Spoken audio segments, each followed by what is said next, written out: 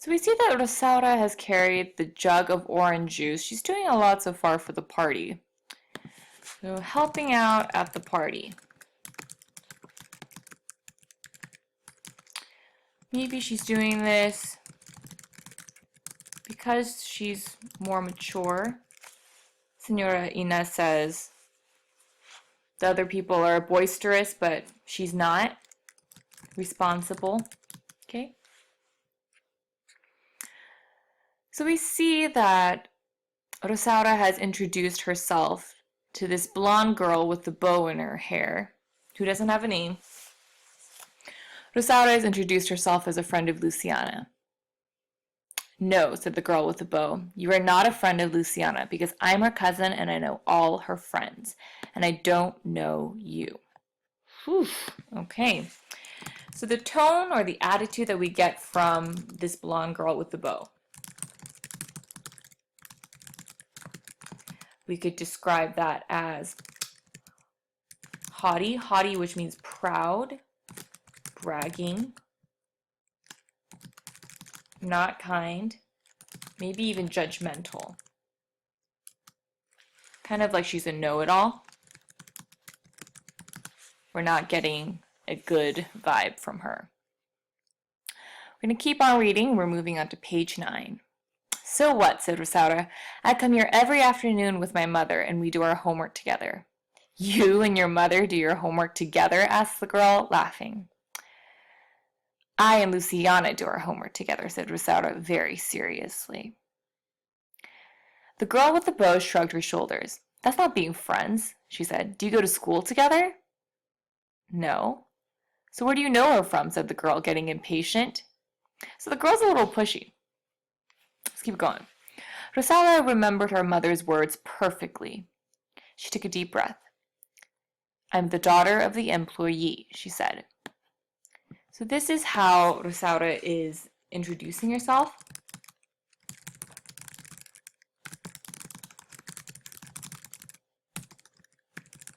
We know that her mother is the maid. It seems like employee is maybe a nicer way, a more covered up way of saying maid. Kind of like she's trying to hide that.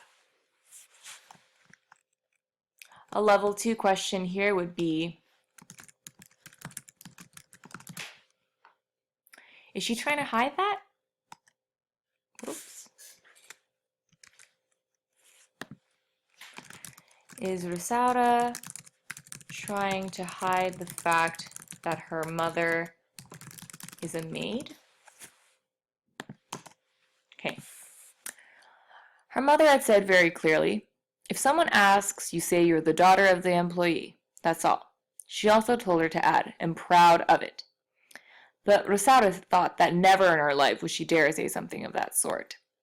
So we've got kind of a hint here to answer our level 2 question. Rosaura doesn't want to add, am proud of it.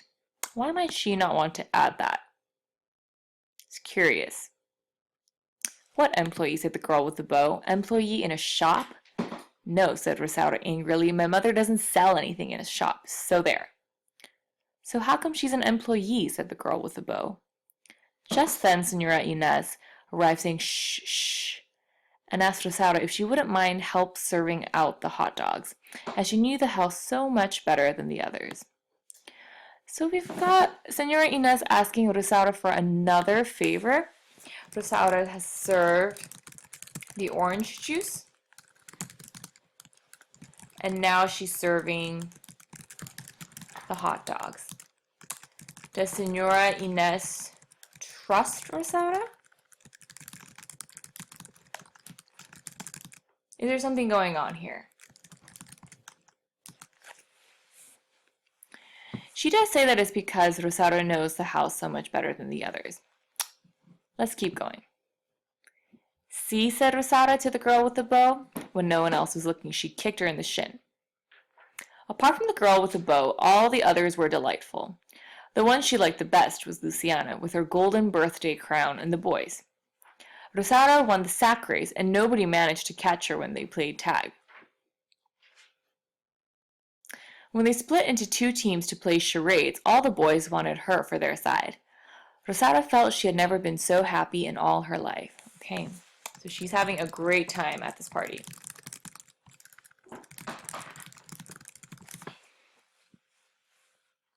But the best was still to come. The best came after Luciana blew out the candles.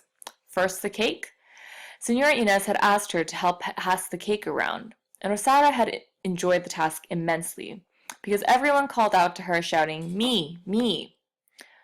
Okay, so we've got Senora Inez asking Luciana to do another thing. That's her third request. The first was the orange juice. Then the first was the orange juice. Then she was asked to serve the hot dogs.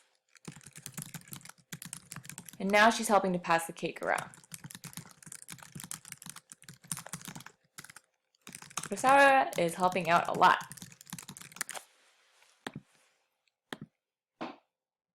Here we go. Rosaura had remembered a story in which there was a queen who had the power of life or death over her subjects. She had always loved that, having the power of life or death. To Luciana and the boys she gave the largest pieces, and to the girl with the bow she gave a slice so thin no one else could see through it. So we see that Rosaura enjoys this responsibility.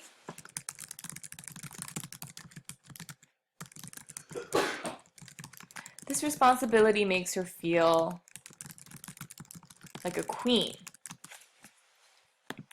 So she feels pretty powerful.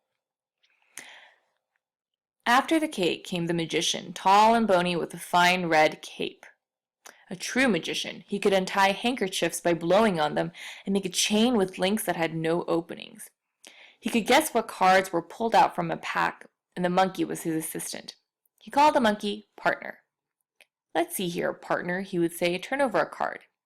And don't run away, partner. Time to work now." This is interesting. I'm going to point out the diction here, the word choice. Is the monkey really his partner? This is something to mark for later.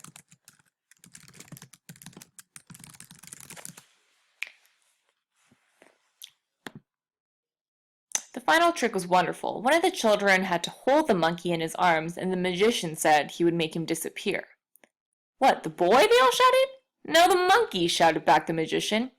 Rosaura thought that this was truly the most amusing party in the whole world.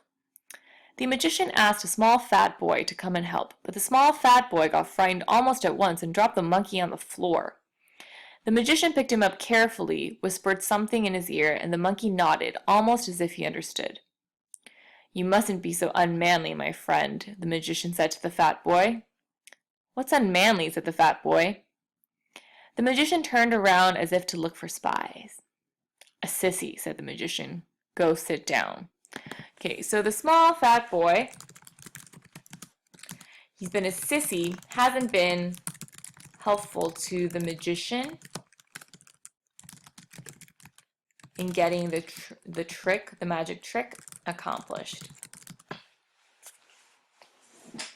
The tone of the magician sounds pretty upset, maybe. He tells the boy to go sit down.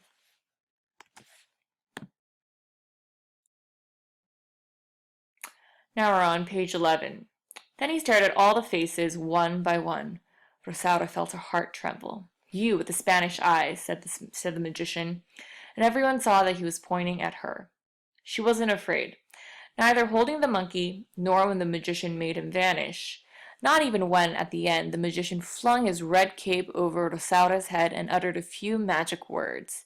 And the monkey reappeared, chattering happily in her arms. Okay, so our protagonist has been successful. She's not a sissy like the small fat boy that we saw. She's brave, and she's been able to help get the magic trick accomplished. Okay. The children clapped furiously, and before Rosaura returned to her seat, the magician said, "Thank you very much, my little countess." Circle this word if you haven't seen it before or if you don't know what it means. Countess is the female version of count. Count, maybe you've heard of the breakfast cereal Count Chocula. Count is a form of royalty. So to be a countess means you're a royal person. You're almost like a princess.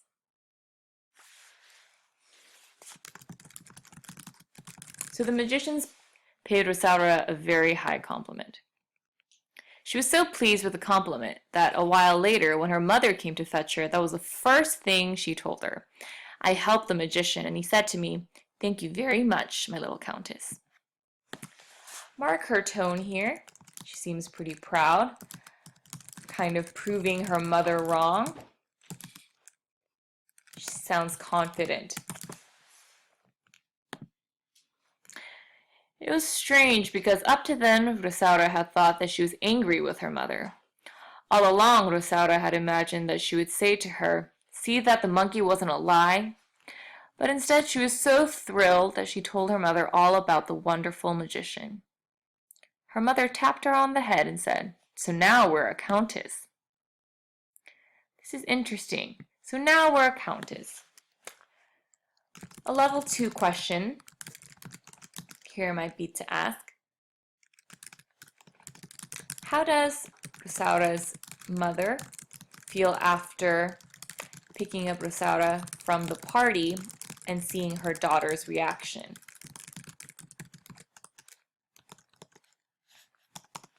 A level 3 question here might be, what's the importance of royalty or being identified as royalty? Should royalty be more important than non-royalty? Something for us to think about, because Rosaura feels pretty good about the fact that she's been called a countess.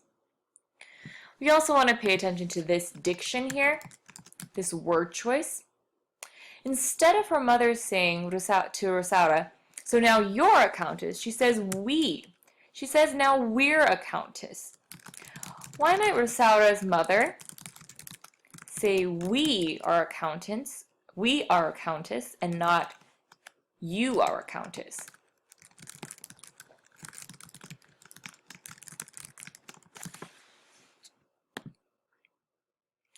Make sure you've got that down. Feel free to stop the video at any time to take down those notes. Okay. But one could see that she was beaming, and now they both stood in the entrance because a moment ago Senora Inés, smiling, had said, "Please wait here a second." Her mother suddenly seemed worried. Uh-oh, is something going to happen? Something bad? "What is it?" she asked Rosaura. "What is what?" said Rosaura. "It's nothing. She just wants to get the presents for those who are leaving, see?" So we're talking about party favors here, for presents for those who are leaving. She pointed at the fat boy and at a girl with pigtails who were also waiting there next to their mothers, and she explained about the presents. She knew because she had been watching those who left before her. When one of the girls was about to leave, Senora Inés would give her a bracelet. When a boy left, Senora Inés gave him a yo-yo. Rosaura preferred the yo-yo because it sparkled, but she didn't mention that to her mother. Her mother might have said, "So why don't you ask for one, you blockhead?" That's what her mother was like.